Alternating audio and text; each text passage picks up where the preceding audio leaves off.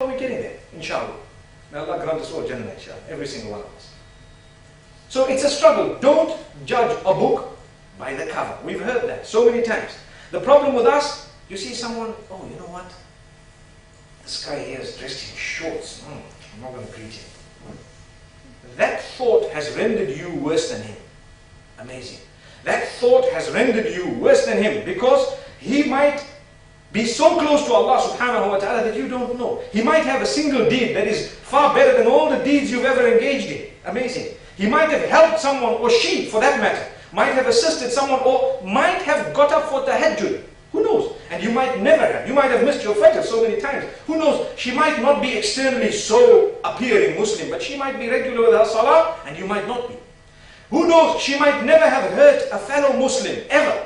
And you, with a beard from here to the ground and dragging 5 meters later, might have actually harmed everybody around you. Believe me.